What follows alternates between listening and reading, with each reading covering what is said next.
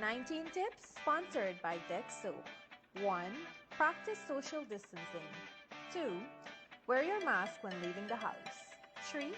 Wash your hands regularly for 20 seconds using our Deck Soap. 4. Cover your nose and mouth with a disposable tissue or flex elbow when you cough or sneeze.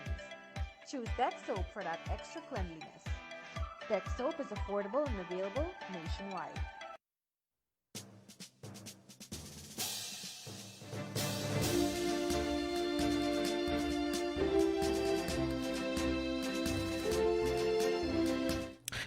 Hours 30 in Guyana and right across the Eastern Caribbean. You're listening to us right here on Culture Radio 99.1 FM in Demerara and Essequibo, 99.5 FM in the Berbice area. Online at culturenewsonline.com, via our Facebook page, Culture Radio, or you can head across to our YouTube page at Culture Radio Livestream and stream us there. It is the 26th day of August. It is Wednesday, and it's time for us to enter room 592 where we unleash the truth. And of course, at the helm of tonight's program, of course, is Dr. Yog Mahadeo and his co-host, senior journalist Leonard Gildarie. Gentlemen, a pleasant good evening to you. Good evening. Good evening, and thank you, Mr. Joshua Van Slytman, and thank you to the Kaito Radio technical team working hard behind the scenes, Raj, and of course, Kevin Smith and Joshua and everybody else. A good evening to you, and it's good to see you back, my co-host, Mr. Leonard Gildarie. How are you, sir? I don't know why you keep repeating that. I've been with you on Monday. I've spoken to you in between, and so when you say back, it's as if I went away for a long time. I'm always here in spirit with you, my brother. Well, you were not here yesterday when Joshua and I had to run the program alone, so we were wondering where you got yourself to.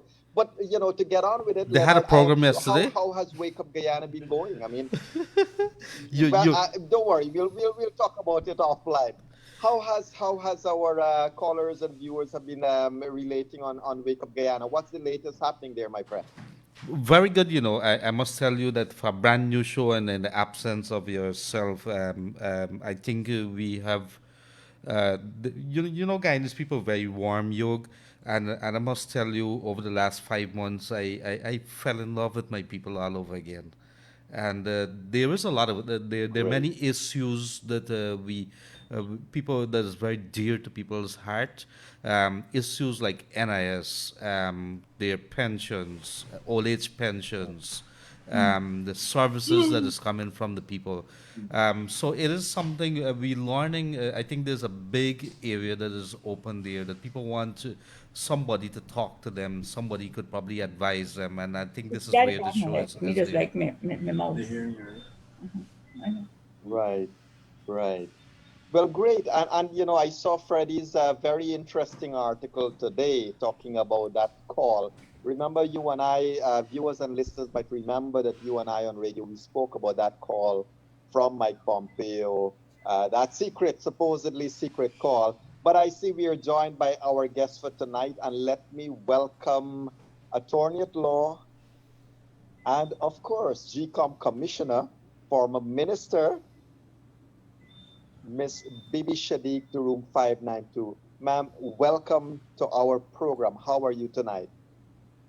Thank you, I'm fine. Yog, you missed something else here.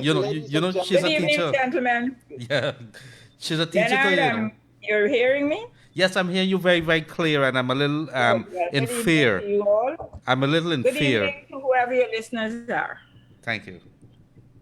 Mm-hmm. And let me just say, ladies and gentlemen, welcome to you all, wherever you're joining us from all across the length and breadth of Guyana. And of course, those that are not online, but listening to us through the radio, welcome to room 592, where we unleash the truth. Ladies and gentlemen, we invited our Madam Bibi Shadick as a GECOM commissioner here tonight, because she is one of the faces we have not been talking to during that 5 months, that 5 nightmarish months that Guyana went through. Of course, we spoke to other commissioners from both sides of the divide, but here is a fresh perspective. Well, a different perspective, not fresh, a different perspective of how these elections went down. And one of the reasons why we thought we'd invite Ms. Shadick here tonight, ladies and gentlemen, is because now we are seeing some of the actors, some of the players, some of the key persons Their names are now popping up in the news media. Police are charging some, action is being taken. And all of a sudden, Leonard, my co-host, I want to remind you, all of a sudden, ladies and gentlemen, the weirdest twist that seems to be happening is every time the police touch a criminal, or every time the police go to investigate whether a crime has been committed, those people who are backing some of these names, they forget the phrase, fraud is fraud. Now it's about race. Now it's about something or the other, except fraud is fraud. Well, I want to go down on record in room 592, and I would like to see all those who held this country at ransom for 5 months, caused us to spend hundreds of millions of dollars in vain and wastage, must be held accountable. And Miss Bibi Shadick, welcome once again. And let me ask you first, ma'am, I don't know whether you had a look at the laws from this perspective, but elections fraud is akin to one of the gravest crimes that can be committed in the country, isn't it? Yes, it is. And I don't know why you people keep calling it fraud. I really don't know why y'all keep calling it fraud. Because it was a downright attempt to steal. And to my mind, that is akin to treason. Some of the acts were downright treasonous. Great, great. So, may I ask you, I mean, we haven't heard you speak about it before, but if you can take us through some of the moments, and I would really like to take your mind back to the night or that day when Mingo did that so-called declaration.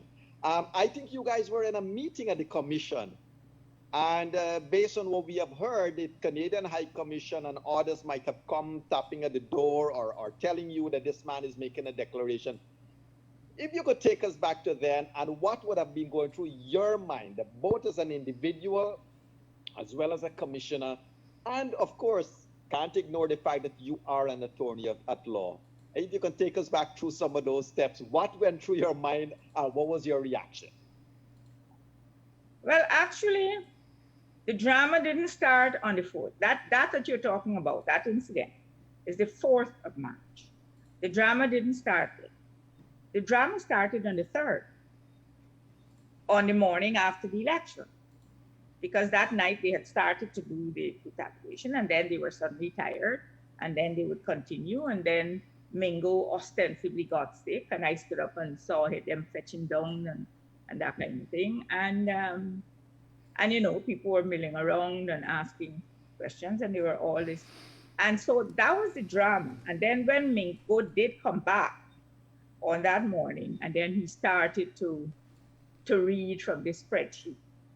I was sitting in the room downstairs in his office, and all his observers were there, all the foreign diplomats were there, everybody, and he started to read, and I kept asking him 4 questions, and you know very well I was a GECOM commissioner asking him these questions. Where are your statements of poll? He said, they're here. I said, so why aren't you reading from them? And if you're going to read from the spreadsheet, why don't you hold the statement of poll up? Why? Because they had a overhead projector and so on. And he kept looking all around like a, you know, somebody who's looking for help from somewhere. But it was interesting that all during that time, when that was going on, Roxanne Myers was standing at the back of the room like a soldier. She didn't sit. She was standing there. And this room has glass, and Mr. Mingo kept glancing outside, probably looking for who has to come to help him. Until, out of sheer exasperation, when he could not answer questions and couldn't do what he was, he asked for an adjournment kind of, and he left.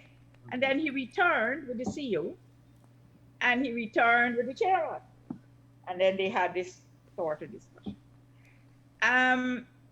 During the day of the 3rd and the morning of the 4th, the commissioners and the chairman were sitting on the upper flat at a corner where they call the commission's court. And we were looking at all the SOPs, and we had done all the regions, and we were doing region 4. We had done all the regions, and there were some region 4 ones left. What was happening is that we were certifying that they were valid, looking for the security features and so on. And then two commissioners were initially, and I was noting in a book the numbers of the SOPs so that we could match to make sure that what was sent out was what came back. You know, all of these we were. And then there were the people there who were scanning and then giving us a copy. We reached the stage on the morning of the 4th where we had only about half of the 400 and something of Region 4 SOPs to do. Right. And that's when we started to hear about bomb scares and all kinds of things happened. You know, there are so many things that happened during a short period of time that day that sometimes when I sit and think about it, I say, wait, was it one day that all of these things happened? It is one day that all of it happened. Mm. Correct. But we had started, the CEO came with an issue that we had to meet as a commission. And so because there were staff there where we were sitting in the corner, they said, let's go to one of the rooms. So we went to one of the rooms, which is overlooking the balcony that Mingo officially stood at. But prior to that, he had sought to make a declaration downstairs in the room. And he was, drummed out and so. So he came up. And while we were in that room, there was Roxanne Myers saying that she didn't want the meeting to happen in this building. She wanted us to go to GECOM headquarters to have a meeting. So we were supposed to leave all of this. Yes. And so they could do whatever they want. So we refused. We said, why? Nobody could, there was a door, but we didn't close the door. We were sitting away from the door. We weren't opposite the door, but somebody could have seen in it. Yeah. It's a big room. And we were sitting and discussing, and we hearing all these noises outside. And what I saw was the Canadian High Commissioner stand at the door. She knocked at an open door and said, Chair, look, something, and to see. Right. That's all the lady did. She didn't come into the room. She did not bombard anybody. And we got up because there was so much noise happening. And we came out. I came out. I said to the chair, as we were walking out, you need to stop this now. You are chairman, you need to take charge. And she walked in front of me. I walked behind her. I was holding her handbag. And I thought she was going to that balcony to stop Mingo. In fact, she went up those stairs and passed Mr. Mingo and went onto the floor. And she had her phone in her hand into her ear. I had her bag with me. I wasn't allowed to go up the stairs because, all these police were standing there. Right. Mingo did his thing and went. And that was the last I saw of the chair. I had her bag with me, and then suddenly a policewoman asked me to give her the bag. I said, no, this is the chairman's bag, and she would have to ask me for it. And then this young man who, I think he was a presidential guard, but he had always been stationed there since the chairman was appointed. And he came, so I know he was her guard. And I gave him back and he went. And for hours, there was so much that went on after that. I went doors and knocked and shouted for not a word for hours. And I sat down until dark, until dusk, when the building was being cleared and everybody was being sent out and so on.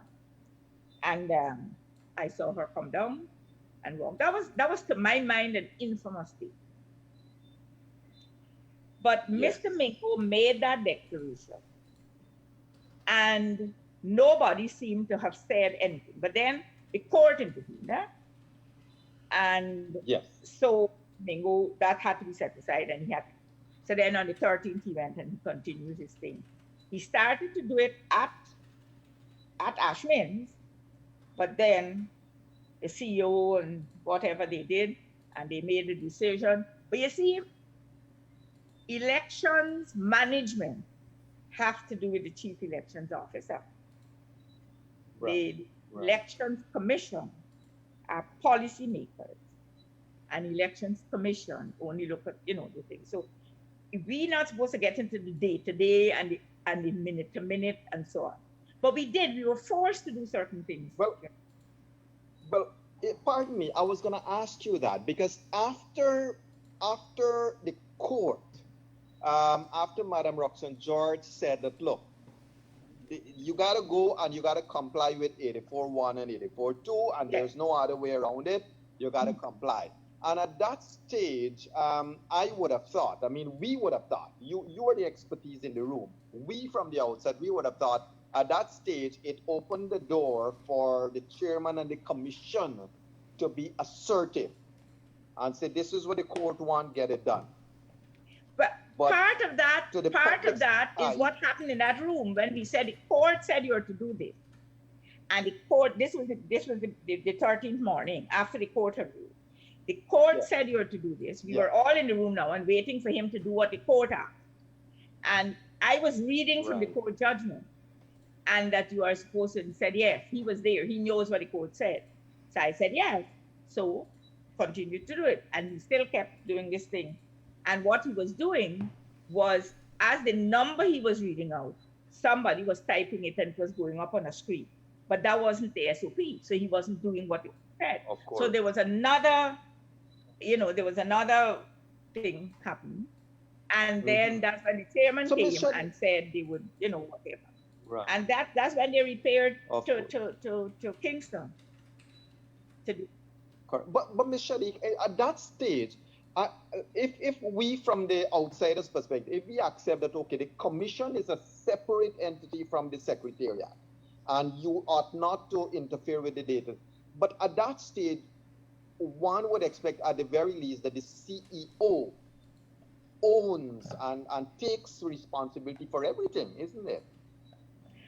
The CEO has to report to the commission, and the CEO has to get the approval of the commission to do what he did. The CEO, however, went rogue. The CEO, when he came and told us stuff and we went to a meeting or whatever it is, it was just, he was doing he was obeying the thing that he must talk to the commission. But when he went, he never necessarily did what the commission said to do. He never necessarily, he just went and did. And then that day when we left there, he picked up myself and says, pack these things in a box that were left that hadn't been checked yet. Put stuff in it and sealed up the box and left it there and left the instructions that nobody's opened this box and put. And I sat there with that box while all the story was going on all over the place. And that CEO sent one of the officers and said, I asked, where are you taking the box? He said, the CEO said to take it into a room for safekeeping. And that was the last I saw of the box with the rest of the SOPs. Wow. And the thing is, you're on that point, that as far as I'm concerned, you were saying, that's why I'm saying, you were saying fraud. I am saying what it was a naked attempt to steal an election. That's what it was. And if we didn't have, we were not paying attention, and if we didn't have lawyers who were willing to go to court in a moment and to engage judge and to get an order, the election would have been stolen. And today, we would have been the ones who are filing election petitions. Correct. Let me segue for a moment and ask you a legal question. Look, if somebody steals something from you, steals a computer, takes it home, and the police goes and recover it, is it still an attempt to steal? That's larceny. Thank you. If he took it away, it's larceny. And as far as I'm concerned, the CEO should be charged for larceny with respect to the SOP. And he's supposed to produce them. That's my opinion. Yes. And Ms. Shadick, just before we go come forward on the subsequent events, just at that moment or in those couple of days, the documents, the poll books and the documents, especially from the East Coast area, where we understand the polling agents were told to not put the things in the box, but to put them in the envelopes and so forth. We have video, and we've seen video that these things were taken into the building. But now the CEO said personally later saw he was. that. I saw that with my own eyes. I saw the officers with these envelopes. Mansour Nadir was sitting in that room, and Jennifer Westford was there. And two women were at two desks, and they were throwing these things on the floor. And, and Mansour was saying they're supposed to do something. These things were clearly marked. P2, all the numbers, the envelope numbers and stuff. And they had them in black plastic bags, and they had them all host of stuff. Yes. And there are the videos, they do exist. And these videos do show very clearly who the people were who were handling these things. And so that's still there. Correct. In fact, I showed those videos at the commission meeting when they were discussing and saying things were missing. I said, why are you saying things were missing? Things were in the RO's office. I saw them. And if you all wanted, you would have seen them. And here are pictures and videos of them, of people handling them. And the CEO just kept saying, he called for evidence, and five deputy returning officers gave statements that it's not true. But he never showed us the letters the deputy returning officers, the statements they made, and he never showed us, who wrote any letter, whatever it is. It wasn't shown to us, but he said that. And then he couldn't find these people to question them. This was a concerted attempt. This wasn't rigging. Rigging is what you do to get a result that that this wasn't. The election was fair. The elections were properly run. The elections were fair. Right. People went and voted. Their votes were in those ballot boxes. What they were trying to do was to steal the result. They wanted to make those results show that the APNU-AFC had won the election. And everything they did, was for that. Right. Right. Ms. Shadick, at what point did Ms. Bibi Shadick realize that they are making an all-out attempt to steal this election? At what point did you at some stage feel that Lowenfield will still do the right thing? From the 3rd of March. Because there was never a time when an RO decided that he was going to stop the tabulation. Never in any region, and begin again in the morning. What would happen is that they would take shifts. He would have deputies who would continue. They would go and take a rest and come back. And it doesn't happen. It shouldn't happen. Nobody should lock up anything in a room and let people go away. This is not something you do. People follow those boxes. People sat in those polling stations. People signed off. People witnessed them being put in boxes. People put seals on. People went into vehicles and followed those boxes up to the place where they went. People followed the RO to the RO's office with these things were in eyesight. You had, and the whole thing, and if people listen to Lowenfield's, what he was called briefing to all groups prior to the election, he outlined every single step that, there was this, all of that happened. Everything up to the RO's office happened. In every other region, the ROs did what they were supposed to. In every other region. In region 4, however, the RO decided he was tired. First, no, this thing started before. When I found out that the RO had not given letters to appoint counting agents for the PPP. The RO refused. The RO said, apparently apparently the chief scrutineer submitted counting agents' names to the CEO. Yeah. Because if we remember, the RO's office did not exist right at the beginning. They were looking for buildings and all of that. So it was a very late decision to use Ashman's building. And so that was set up very near. Usually all the other RO's offices had been up. People would be able to go do what they had to. So everything that the chief scrutineers of the parties had to do, they submitted to the CEO. CEO would have had to. Now the CEO submitted, because I think the PP submitted 4 names, 3 or 4 names, because what they were saying is they had East Bank, East Coast, and Georgetown, and whatever, and that they should have different counting agents, because, it was big areas.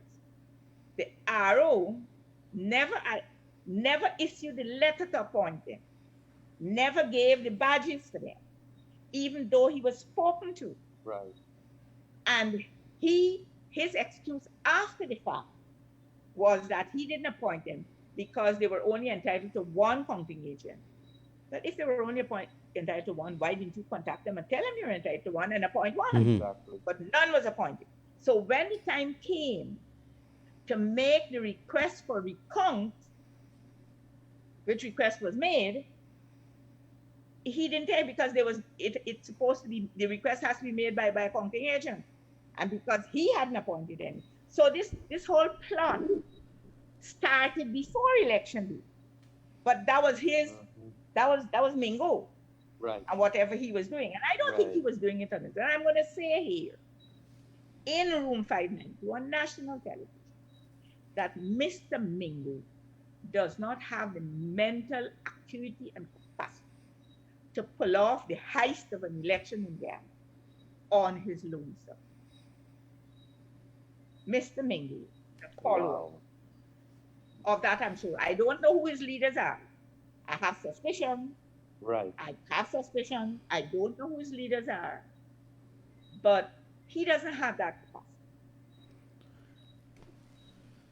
Right, right. I want to take you back to which would have probably been March the 3rd, when I think the PPP would have started to request for recount of certain areas, but APNU AFC had by then also said, well, okay, we want to recount for everything. And so they started, they requested recount for Region 6 and all of that. They had started recounts in Region 5 and 6, The recounts for 5 and 6 had started. But at some stage that came to a stop. Yeah, they were started. Why did it stop? They were started, and then there was something about not having a blank SOP. Some technicality they said they had. But those things had been going on. But what was happening is that what was coming out is that they were, on that recount, they were finding that the PP were getting 2 and 3 and 4 and more votes than what were on the SOP. So they weren't very happy. So all kinds of little, but those were not big issues. Those were not significant things. Right. But there is another point that I just want to quickly ask your opinion of. At that stage also, there was news that came out that the CEO, I believe it was Leonard, if you recall, there was a request for access to the container with the blank SOPs. And I think the PPPC objected vehemently that why would you need blank SOPs? The elections are done. Those things got to be sealed and must never be touched. Was the commission, as a commission, aware at that stage of Actually, an attempt we were to in a get meeting. to this container? Actually, we were in the building at a meeting. And we knew that they were doing that. Great. And then what came to us, the CEO did not say they were going for blank SOP. The CEO came and told us they were going for ties, because when they would open the boxes, they had to have new ties, new plastic ties, and they were going in there to get the plastic ties. When the CEO came upstairs to the commission meeting, that is what he told the commission. Great. And Ms. Shadick, I want to ask you about one other thing at that time that would have happened. The flash drive incident, if you recall. That same time when Mingo was, when he went off and they couldn't find, I think, and this guy had a laptop and the flash drive. But When later on, a pregnant lady said she was tired. yes. But later Pregnant on, lady said, yeah. right. And I wasn't later in on, the building at that time. I was not in the building at that time. I had left. But Robeson Ben was in the building. And Robeson followed the man. Yes. And found him in the room and took video and so on. Right. And but Commissioner... it was the same gentleman later on that became one or would have been appointed to be in the recount itself. Why didn't the commission put its foot down? He is an employee of GECOM. Hold on, he is an employee of GECOM. He wasn't a temporary employee. He is a permanent employee of GECOM. And during the recount, what they did was use GECOM employees to do the job. So he was put, he is an employee of GECOM. The thing is, Mingo is a permanent employee of GECOM too. And as far as I know, his salary keeps paying, his salary paid in the bank. But Ms. Shadick, my question is as follows: from an employer-employee or employer relationship, employment contract relationship, if you see an employee behaving inimical to his responsibilities, should that employee be allowed or be trusted further? And thus my question about Mr. Flash Drive. He shouldn't, but listen to this. Listen to this. I need to explain to you the hierarchy and what GECOM. The commission of GECOM interviews and appoints a certain level of staff.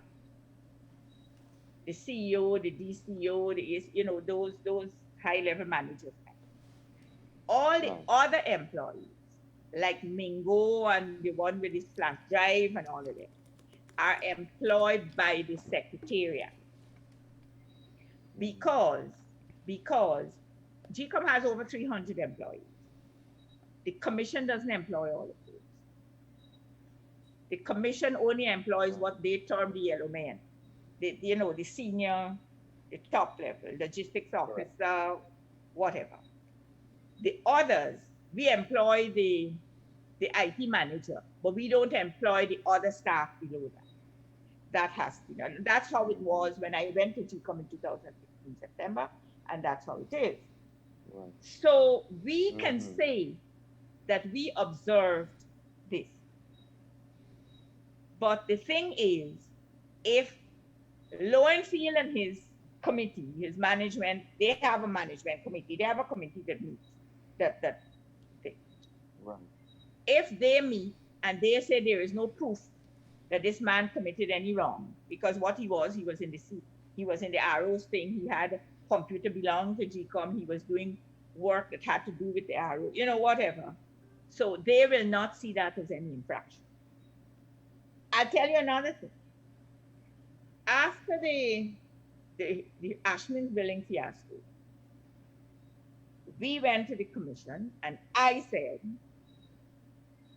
this commission employed Roxanne Myers. And I am moving things that I saw and saying that Roxanne Myers needs to be relieved of her duties because of all kinds of things. The three other commissions on the other side say you don't have any proof of that. You don't have proof. Okay? I say she was instructing the police, and they say you don't have proof because what I saw, I ain't got no, they're talking like court of law. Right. But what we have is that while three of us sitting on one side are going to say certain things, three sitting on the other side are going to say something else, and it is left. Right. Chairman. And I'll tell you very honestly, I don't think the chairman has an appetite to dismiss anybody. That's how I will put it. Right. Ms. Shadick, a question for you.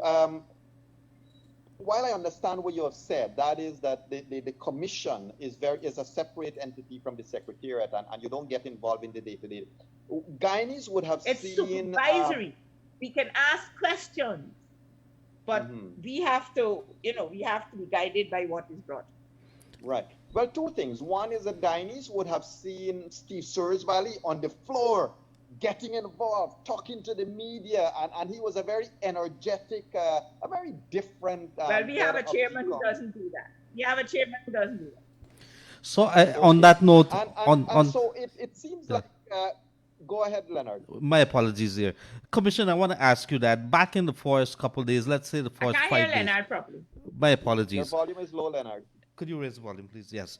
My apologies here. Commissioner, I want to ask you, because there was a lot of criticisms of the GECOM chair. I want to ask you, back in the first 5 days, did anything ever trigger your attention, or would have made you conclude that that she participated in this naked attempt to hijack these elections? I didn't have anything that would let me think that, but I had doubts as to her wanting to stop what was happening. Now, there's a difference between being a party to something and standing up and looking it happen and doing nothing. My opinion was that the chairman was seeing these things happening. They were being pointed out. Or in fact, I got angry many times and shouted at her and stuff. But she wasn't willing. As I'm saying, she does not have this appetite to confront. That is what I get out of it.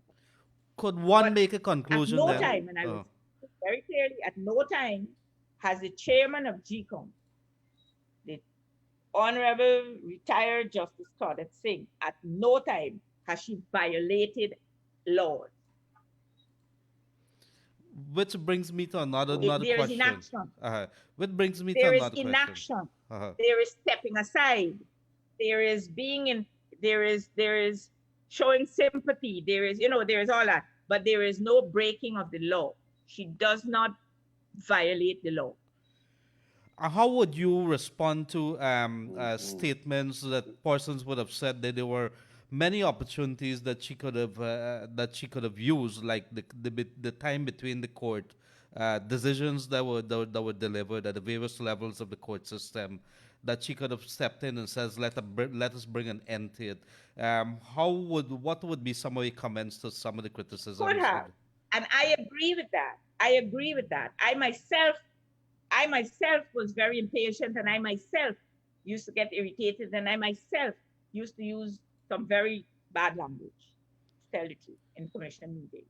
I myself was very unhappy at the way she made decisions and the length of time she took to do it and kept putting off and so on. The thing is that all of that is true. All of that is true. She could have, but she didn't. And that is my point. There are things that she could have done, but she didn't do. What she could have done on the 4th of March was to go out there and stop Mr. Mingo and say, stop this. Just as how she came into that room with the CEO to say, allow them to do this and whatever they have to do, she could have done, because she's the chairman of GECOM and she has that authority. But she didn't do it. And which, of course, brings us to August the 2nd. A lot of people were left stunned at the sequence of events that has started on that day and then ended to a declarations and then the swearing of President Irfan Ali. Were you surprised at the speed of things? Speed? Yes. Was there, what do you mean, the declaration, the final declaration? A lot of people were thinking that maybe there's another twist to this tale. From when? From the day, after yes. the GECOM? Yeah, because there were a lot of rumors going around that maybe there's going to be some resignations of 3 commissioners on one side or so, and then, Well, all of that we heard. All of that we heard. And all of that, but I'll tell you what. In my mind, the thing that played a great role in all of this is the U.S. government's action of sanctions. There were people, we had 3 commissioners who were prepared to come and sit in that commission meeting and bring up all kinds of points and put off this thing for longer and longer and longer and longer. But then there was a stage where the chairman said, she kept saying, I have to do this today. And then she never did it that day. Then she would put it off to another day.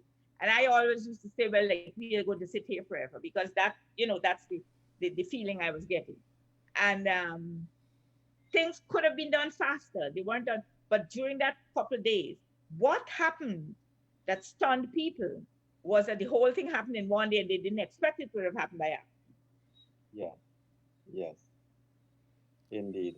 And also, we sat there and decided that we were not moving from here.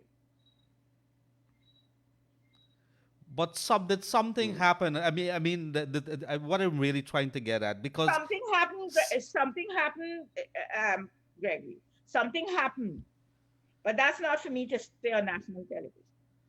Interesting. Yog, do you have any idea? Well, I can't ask the good commissioner, but I can ask you. We would have to take into account Freddie's column today. Do you have any idea what happened in that room, Yog? What happened in which room? Leonard? What happened in which room when she was locked away?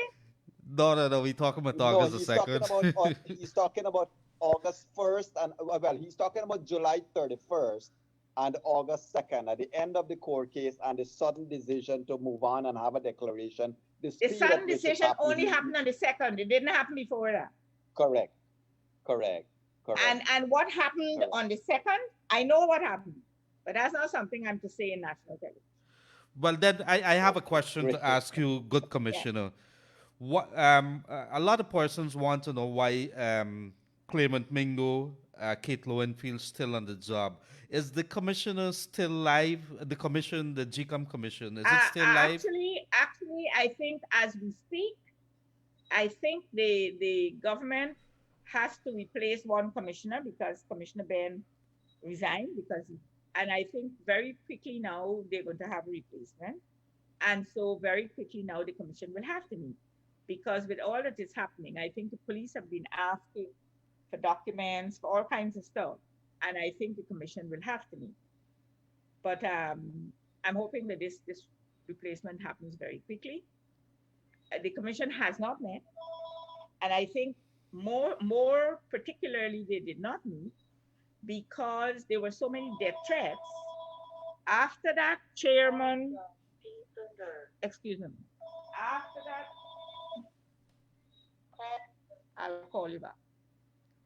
Yeah, after that statement, after the declaration, because the chairman was threatened that if you swear in a PPP government, we will kill you. They also threatened to burn her property in Borby. There were specific threats. And so these threats remain for a good while. In fact, some of them still exist because with the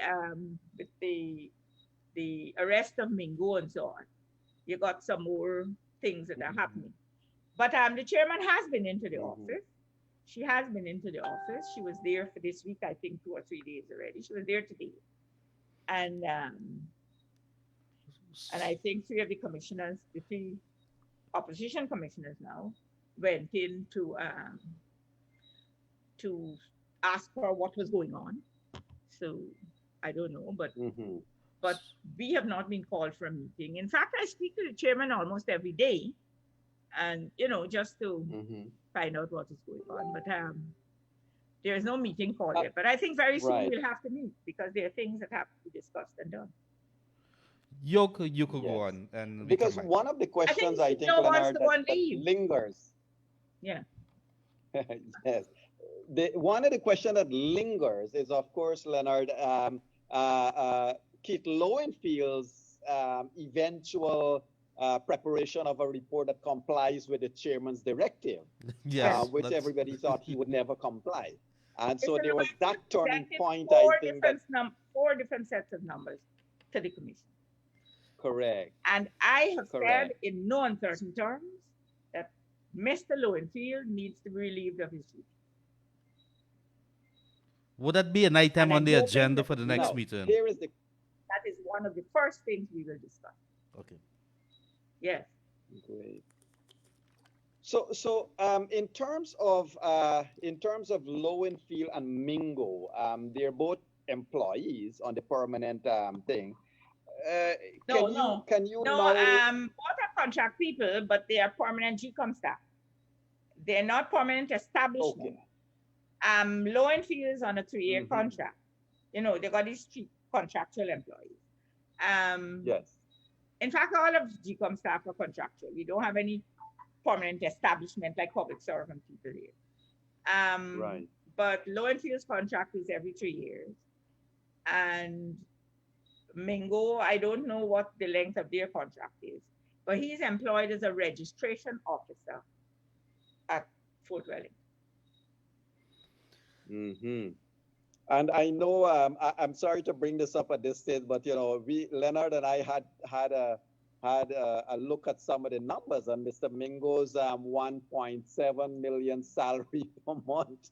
That's not Mr. his, Lowenfield, that's sorry, not and his Mingo's salary on the books, you know. 800,000. That's not his salary on the books. There's something His off the salary on books. the books is like less than $300,000. I don't know where those numbers have come from, but our information as to salaries says his salaries is $200 and something thousand per month. I don't know. This would have been the returning officer, right? No. As registration officer, that's his regular salary. As returning officer, he had an extra so much per month. All returning officers had, I forget how much per month. But that was for a period. Okay, gotcha. I think there was for 3 months or something. Right. Now, Ms. Shadick, in terms of today, now that both gentlemen are part of a matter in front of the court has not ruled whether they're guilty or not guilty. No, Can the court GECOM has take not action even, to relieve them of the duty? The court has not even started a trial, because what has happened is that the DPP has taken over the charges. They were all private criminal charges, filed, remember? Three against Lowenfield and 1 against Mingo and Paula Lawrence. What has happened is those charges have been taken over by the DPP, who has asked the police to conduct an investigation. And I think she has given guidelines and instructions as to what she would like them to look for. I would hope so that she can know what charges.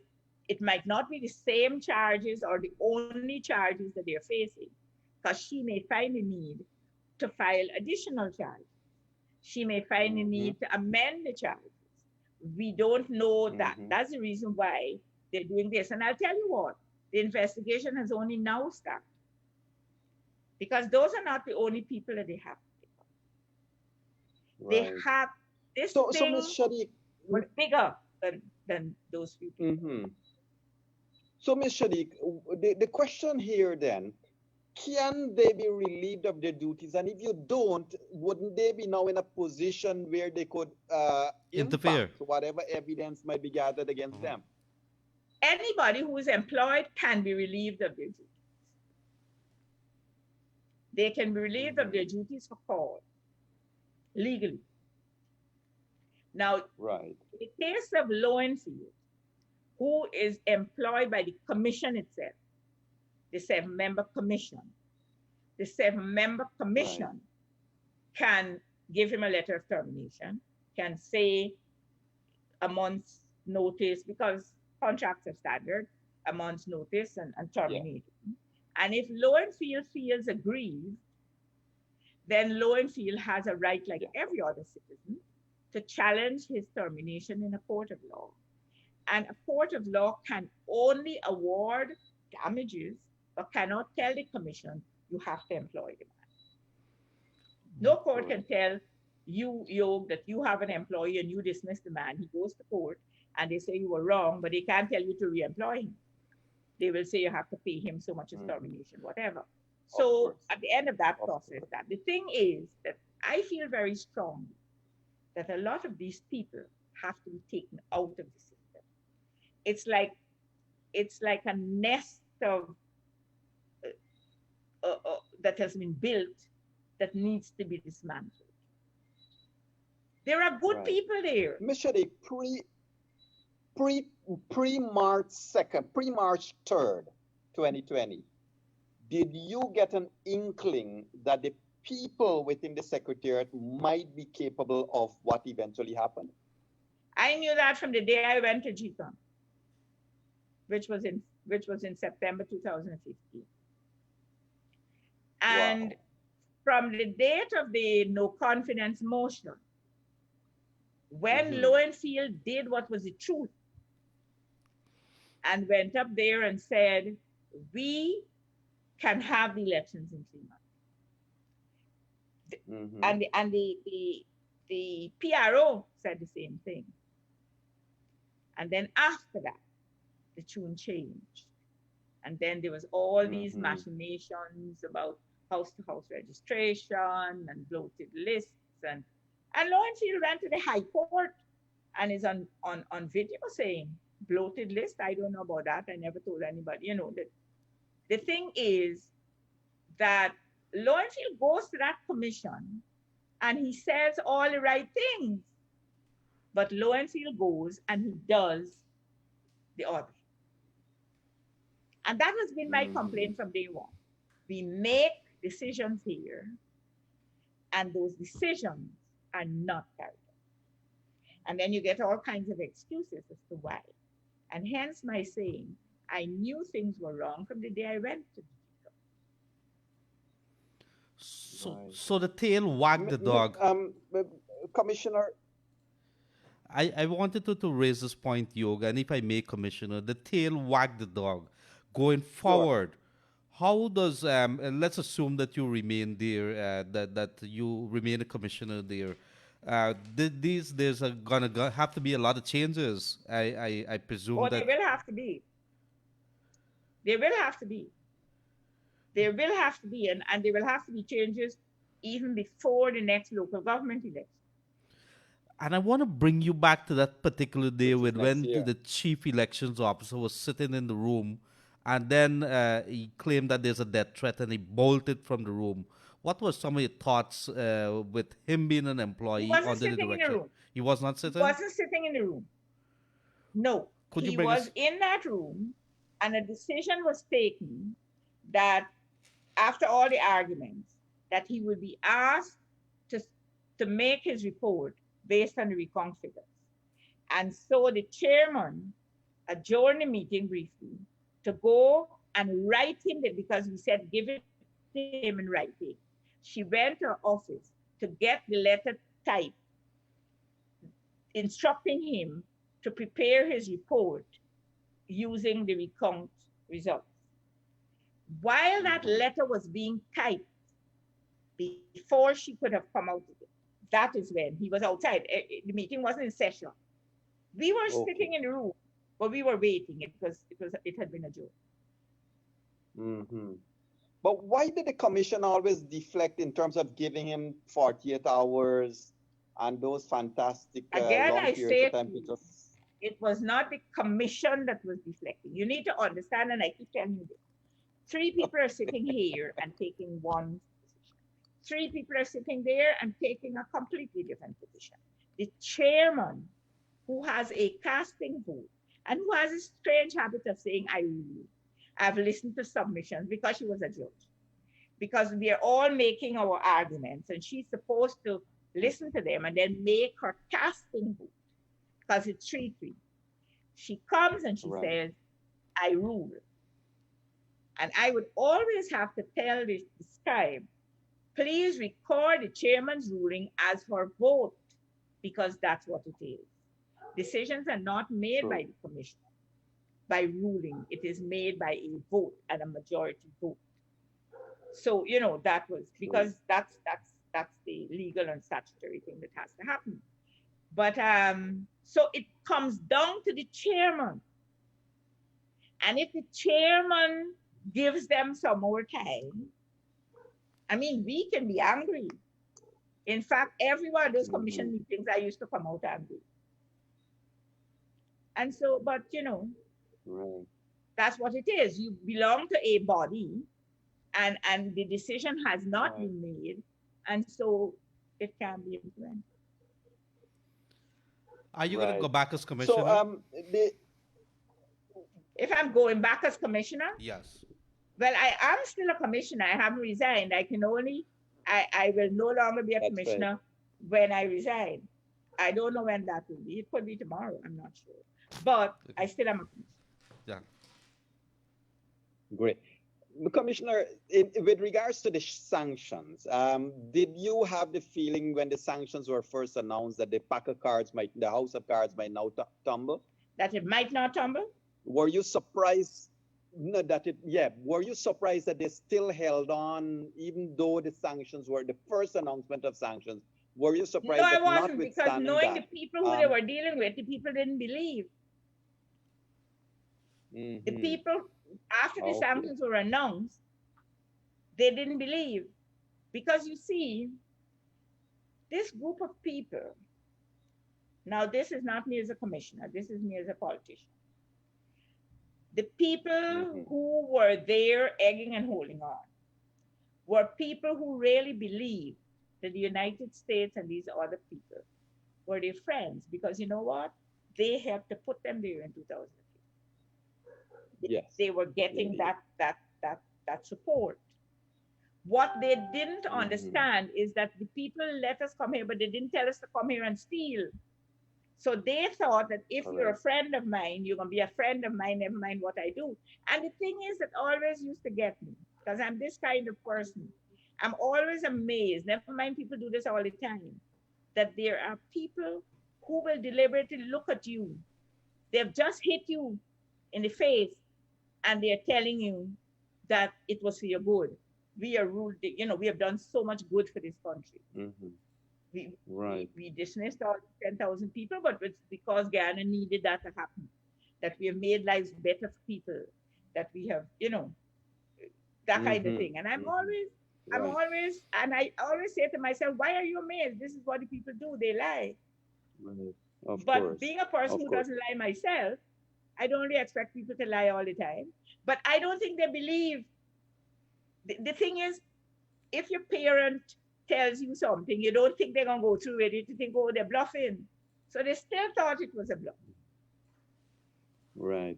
And Commissioner, there are two other incidents that I want to ask your comment on. One was when the Minister of Foreign Affairs, when she commandeered a part of the building there to have that meeting, that infamous meeting.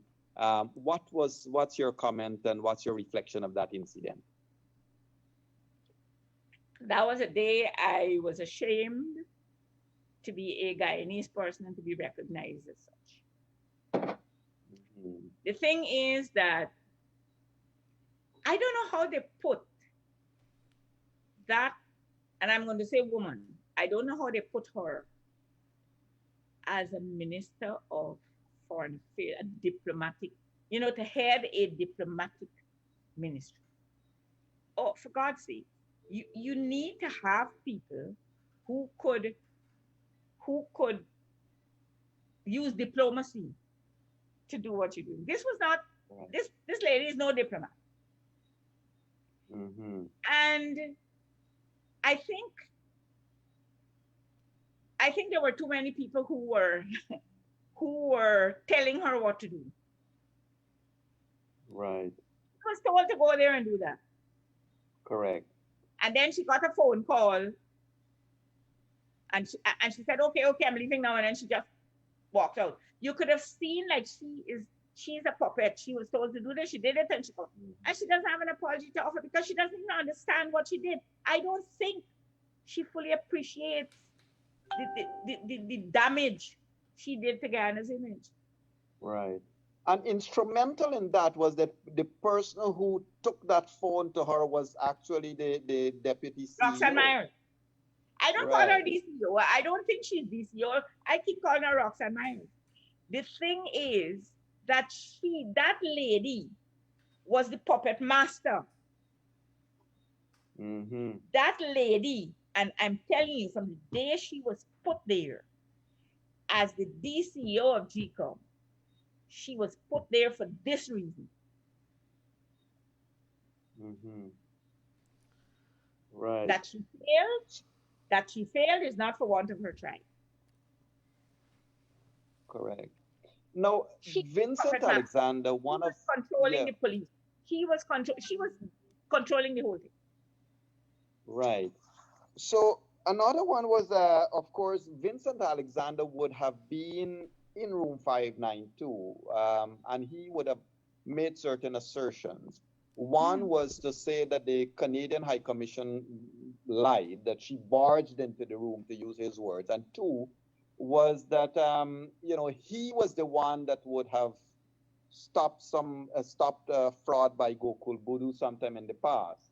And it was strange to see him standing up to say he stopped this in the past, but he said that the commission had no power to intervene with the secretariat in this latter stage. Vincent likes to put out that he has powers, but the commission doesn't.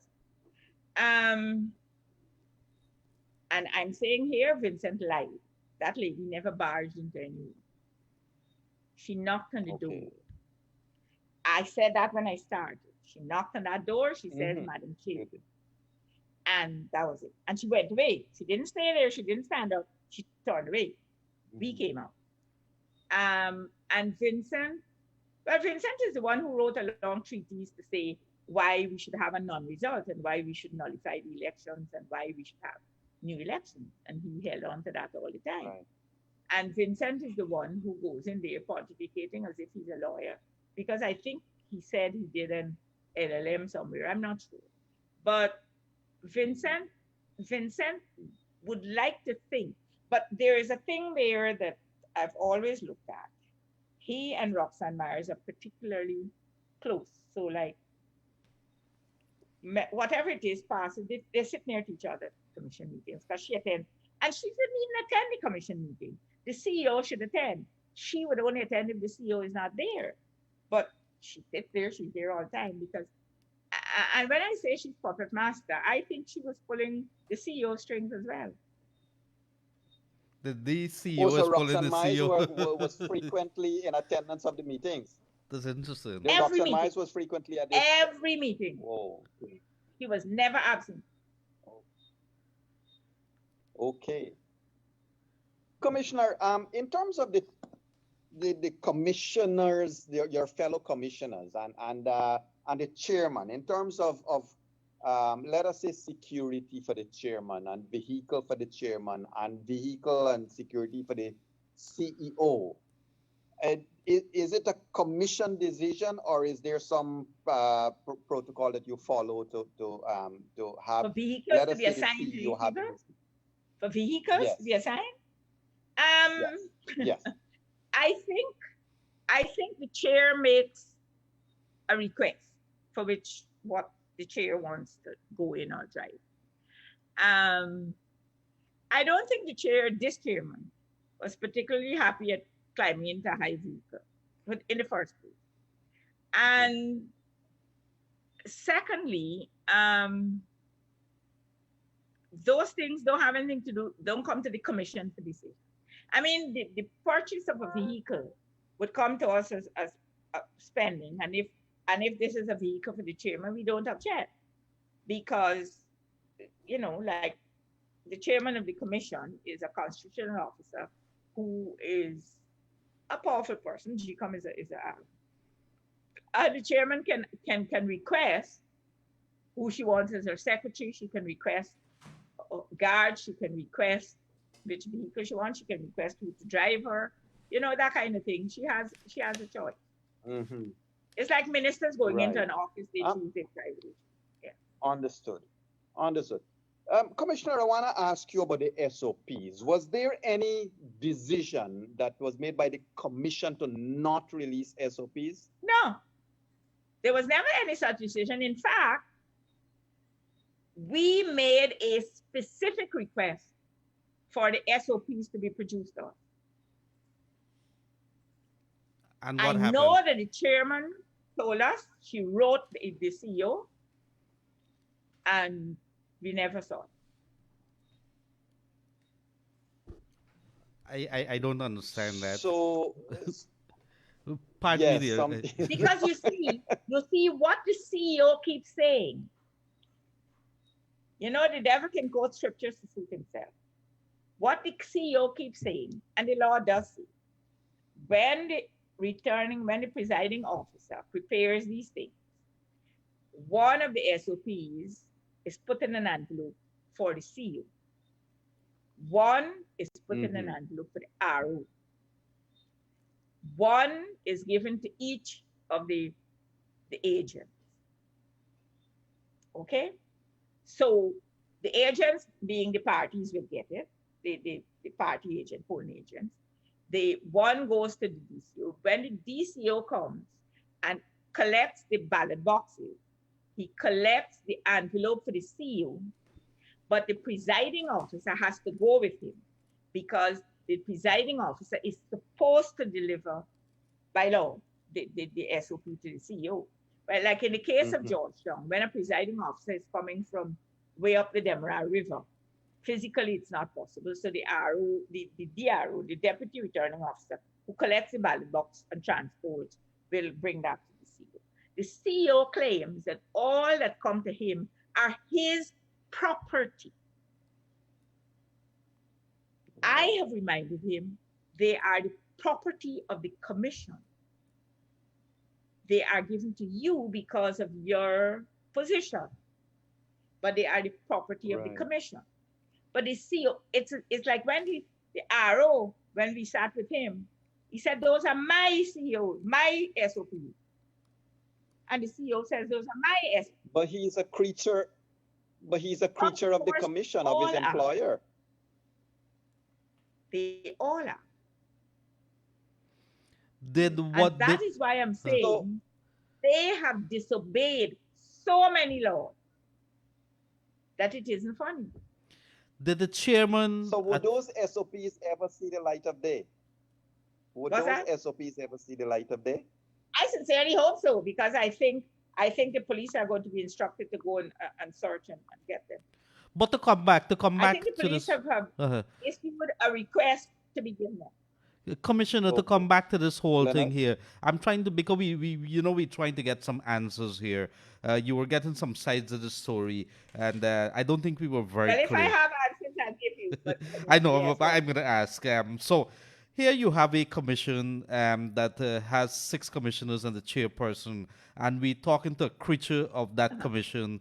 We're telling that person, and he is saying that it belongs to him. Why wasn't a ruling or a decision or a directive issued or asked of the chair to deliver to Kate Lowenfield to have him deliver that? Hold on. Up to this afternoon, I spoke to the chairman, and she told me again she had written a letter to the CEO asking him to produce the SOPs to the commission. In fact, I think the police have written to the chairman to ask her for the SOPs. She, I think, told the police that she didn't have those in her possession, but she gave them a letter, I think. I'm not sure, that she had written to the CEO for him to be. Yog, this Leonard, is interesting. I'm a little blown away. Collected from the chairman a lot of documents that she has in her possession. Because they asked her for stuff, and they also have a list that they have asked the CEO to produce. And if I may divert here a little, and just for the sake, Yog, I want to put you in a spot here. I'm not going to ask the commissioner, the good commissioner, this, but you were part of a management system in a big company, and there was a board of directors. What would you have done? What would have been the standard operating procedures had somebody like Lowenfield, as a creature of that company, refused to do something like that? Well, Leonard, forget the consequence of his refusal. Any employee, and as an attorney at law, the commission will correct me and add to what I'm saying, maybe, hopefully. But any employee, if you have something in your desk at work, as long as it is in the employee's premises, it is subject to the protocols of employment. You cannot have personal property in the employer's place of work. But over to you, attorney. Hold on. You can have personal property in your own. but you cannot claim to have the property of your office in your home. Employer, right. The thing is, Correct. however, and Leonard, I Correct. need you to get that I keep saying this. Decisions of the commission are by vote. And whenever there is a majority vote or a unanimous vote, decisions are either unanimous or by majority vote.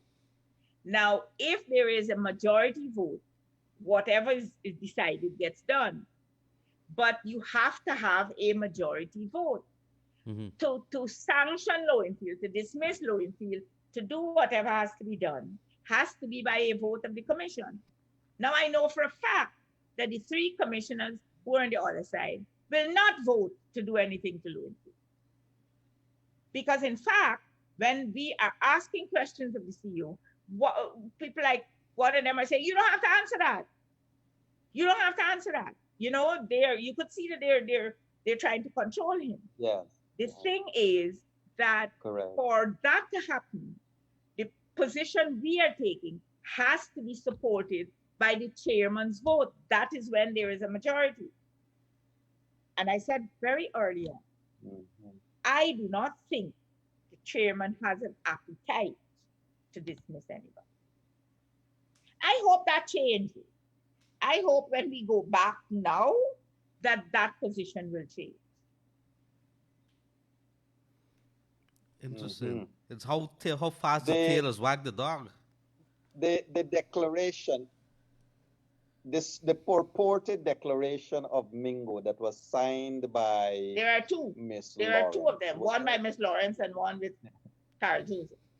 Interesting. Miss Joseph. Was there anything inherently wrong with Miss Lawrence's signing that declaration?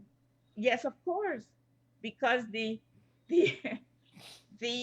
Arrow's declaration, there is no provision for any counting agent, observer, whoever it is, to witness. It's a Form 24. It's a statutory form that is submitted to the CEO. There is no provision for anybody to go signing that. The thing is that Miss Lawrence signing it is saying, I sat down there and punctured this thing with this man and this is right. Well, perhaps she did, but she should not have been there. But from what I know, from what I understand, that all of this is what sometimes you have to laugh before you get angry and you can't do anything about it. When that man read off that thing, I think he was reading it from that thing that was already signed. And that's why I'm saying he doesn't have that capacity to do this on his own. And I will go a bit further. Mr. Lowenfield produced to the commission 4 different sets of figures. He gave us the correct numbers from the report. And then he gave us what is purportedly his report on the observation reports, his summary. And he went ahead and gave us all kinds of analysis. And he gave us a set of numbers based on his reasoning that if there was an allegation that one person voted in this box who wasn't supposed to vote, for whatever reason, that the person had died, the person got whatever, which they call it now, that every single ballot in that box was bad, was invalid. And so took away all of that. And then he gave us a set of numbers which showed that the PNC got 2/3 majority and been region 6 and all kinds. That was the second set. And then after the Court of Appeal decision, which he said he listened to, he went and he brought us another set of numbers, which instead of subtracting 275,000 odd votes, now subtracted 115,000 odd votes. And said those were now the valid votes without giving a reason how he got them. Right. But when he brought, that was the third set. And then the fourth set was what he decided to bring that now added on 15 or how many other thousand votes to the recount number. So the totals became more, and nobody knows where he got those. But what was very interesting in that last set was that Lowenfield gave the same number of regional seats, the same number of National Geographic seats, the correct number as for the recount numbers to these people, but manipulated the total in such a way that instead of the PPPC getting 33 total seats and the APNU getting 31, he switched that around. And APNU got the 33 and PPC got the 31, and the joint, they still had the one. Now, for somebody to do that, they got to have mathematical skills. And Lowenfield does not have that.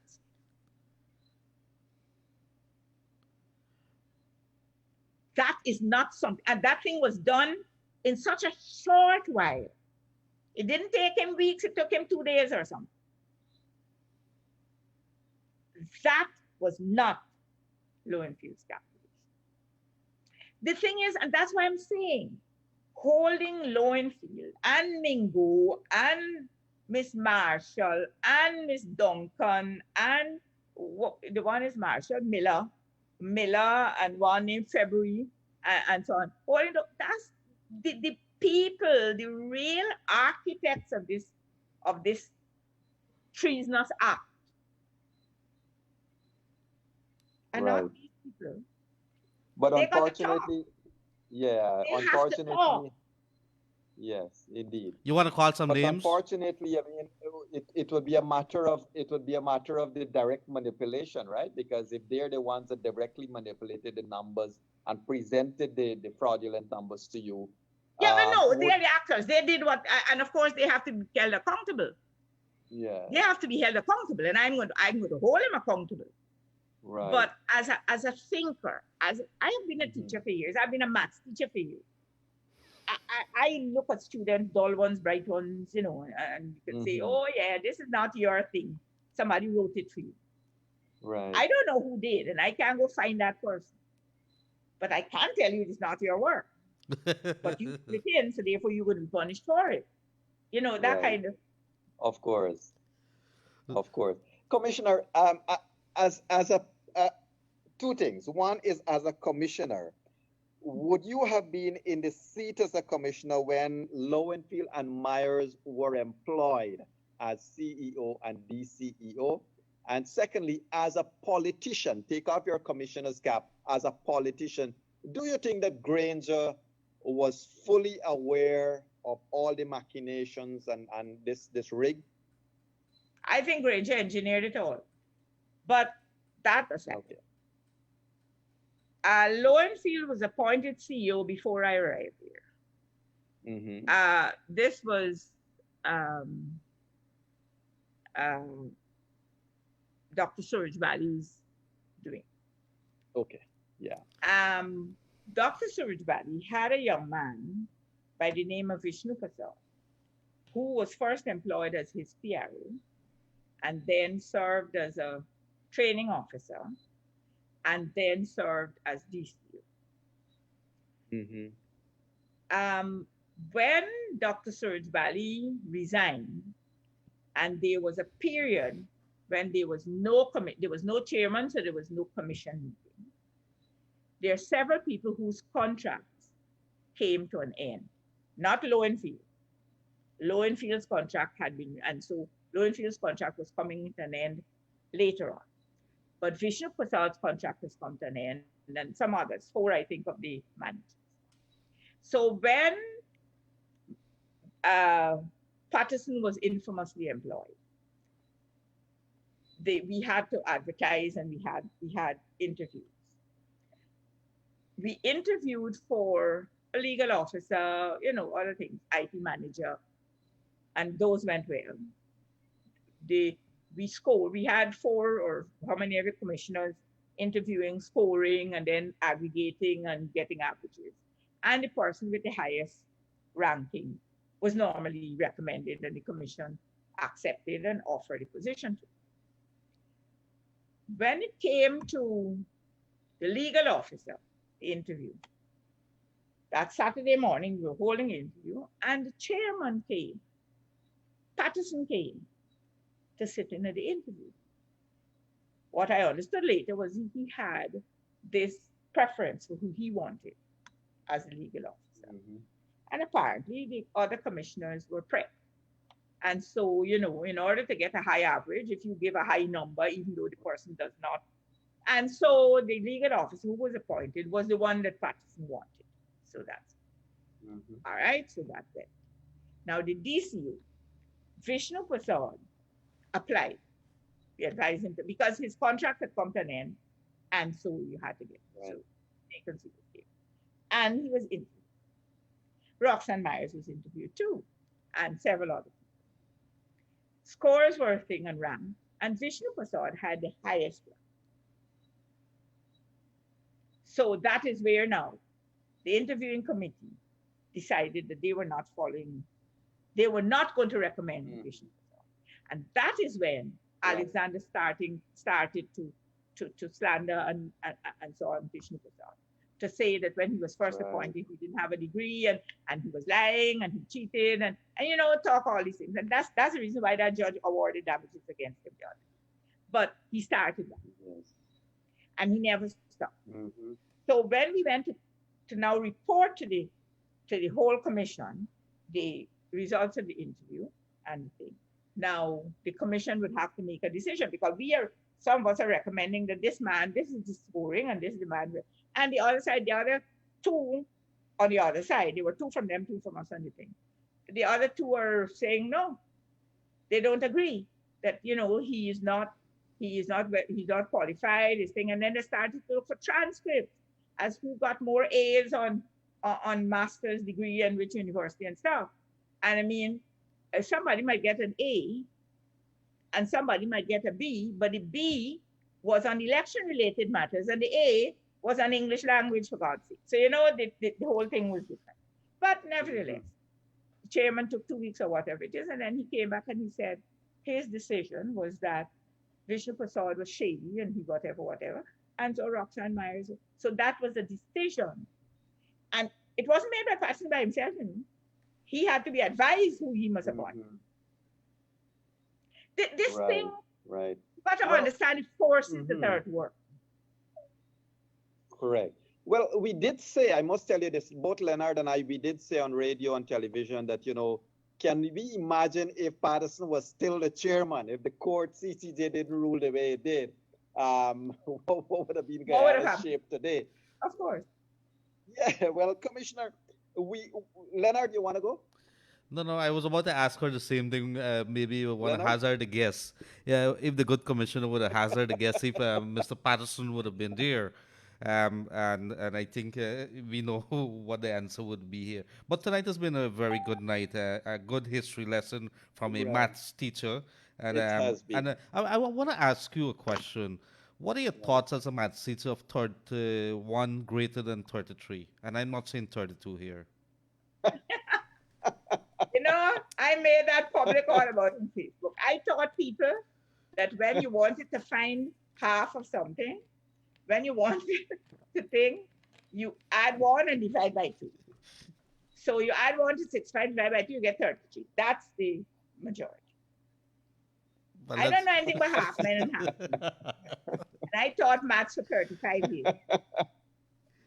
Oh my goodness!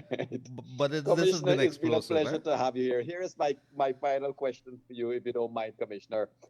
Do you think did you on July 25th, let us say, did Commissioner Bibi Shadick had a doubt that the rig might be successful, or did you always think that if I ever had such doubts, I would not have fought as hard as I did. The thing is that we were finding out at every stage, and we were countering it at every stage. there were times when it was frustrating and it was irritating, and you got angry that this position that you have was not being appreciated and all of that. But no, I never gave up, and I never thought that I refused to accept that could happen. Not in this day and age. And Yogi, if I may ask a Because good it teacher. was not a Great. rig. Again, I'm saying it was not a rig. Uh-huh. If I may ask a good teacher, Got you. would Guyana, Leonard? do you believe, Commissioner, that Guyana would ever know who the real authors, other than the politician, whether they could have been maybe business people and so that was involved in this naked attempt to rig? I can tell you, the truth always comes out, no matter how long. You want to give us some names? It will come out. No matter how long. It will I had to push it. Commissioner, Commissioner, thank you so much. It's been a pleasure to have you here, and we are always, room 592 is always available to have your discussion with the public Well, you as can to what always transpires. you can always call if you would like to have. Great. Great. Okay. We will All do right. so. We will do so. I was Thank hoping you so that much, Commissioner, for being here. I wonder if she ever used to beat children when she was teaching. I don't know. Yes, I did. You did? Ah. Yeah, I did. And when they saw that I could have done it, they never did anything to have to be flogged. All right, Yog. Great. Well, thank you so thank you so much, Commissioner. We are proud of the fight that you upheld there on behalf of all of Guyana. We remain proud, and we want to say thank you again. Ladies and And gentlemen, I'm it's happy been a to pleasure be to able have to you be join. there to do it for that. Thank you very much. Good. Great. Ladies and Have a good gentlemen, evening. it's been good to have you all join us here in room 592. It's been a pleasure to have Commissioner Bibi Shadick with us, and we have had quite some new information released to us here tonight. I'm sure Leonard is going to put his pen to paper very, very soon to get some articles out. But Leonard, it's been a pleasure to be here with you and Miss Bibi Shadick here tonight. Ladies and gentlemen, it's been a pleasure to have you all. Wherever you have joined us from, do have a safe and good evening. And remember to say a prayer for this beautiful country of ours. It is still the best place on this planet. Do be safe. Bye-bye now.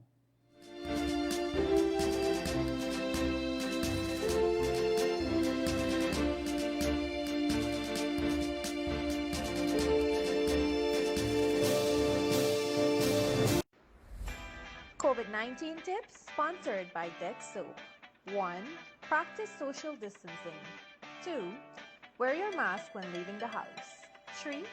Wash your hands regularly for 20 seconds using our Deck Soap. 4. Cover your nose and mouth with a disposable tissue or flex elbow when you cough or sneeze. Choose Deck Soap for that extra cleanliness. Deck Soap is affordable and available nationwide. Culture Radio. Covering Guyana from coast to coast. Demerara and Essequibo 99.1 FM. Furby's 99.5 FM. Culture Radio.